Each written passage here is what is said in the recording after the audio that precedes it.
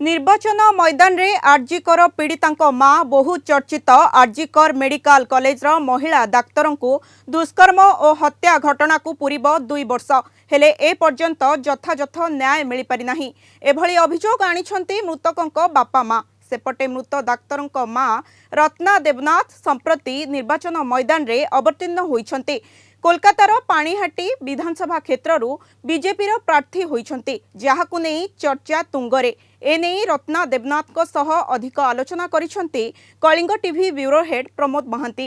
दर्शक बंधु, आमे वर्तमान उपस्थित अच्छु अभयांक मां निकटरे।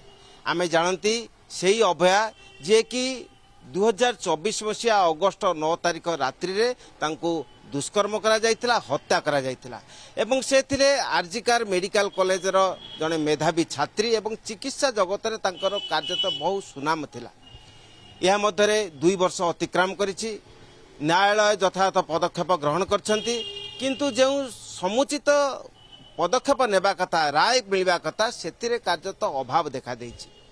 यह मध्यरे पश्चिमबंग विधानसभा निर्वाचन आसन्न एवं यही निर्वाचन संधिक्षण आमे देखा पाइले जे बीजेपी पक्षरु अभयांक माँ रत्ना देवी से आज प्रार्थी होइछंती एवं घरे घरे जाउछंती, समस्त सहित जोगाजोग करुछंती एवं तांकर उद्देश्य जे तांको कन्या को जो भाव हत्या करागला एवं यथायथ न्याय पाइबा क्षेत्र में जो भाव काल विलंब घटा जाउछि से से प्रतिवाद करुछंती एवं वर्तमान परिस्थिति तांकर वक्तव्य जे तांकर ए जो राजनीति रे प्रार्थी हेबा एवं एक राष्ट्रीय दलर प्रार्थी हेबा तार नेपथ्य से वार्ता देवा जाउछंती जे तांकर झियो नुहे से समस्त महिला समाज को सुरक्षित रखिबा पाई से आज बीजेपी रो प्रार्थी होइछंती। आमार मेयर ऑन ड्यूटी अवस्थाय चरम नृशंसता भावे माने मारा खून करा होयेछे ताके। आमरा एखोनो विचार पाइनी।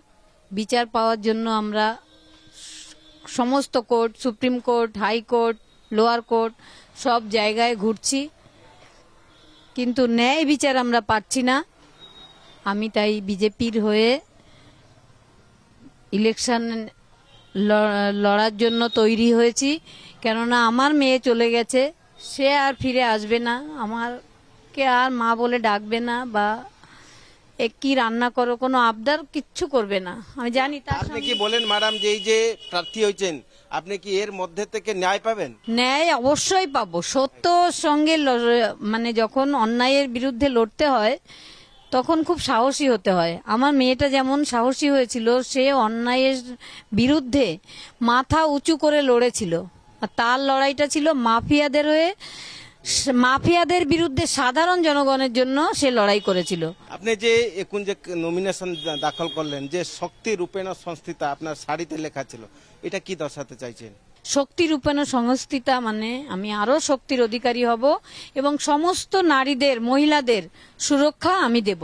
সেই জন্যই আমি ঈশ্বরের কাছে আরো শক্তি প্রার্থনা। সাধারণ স্তরের যে ভাবে সমর্থন পাউছেন তা অভূতপূর্ব এবং তাঙ্কর আশা যে সে নিশ্চিন্ত জয়ী হেবে এবং তাঙ্কর যে প্রতিবাদর ধারাকু আহুরি প্রসারিত করবে। কলকাতারু ভিডিও জর্নালিস্ট সমর জিসানଙ୍କ ସହ ପ୍ରମୋଦ ମହାନ୍ତି, କଳିଙ୍ଗ ଟିଭି।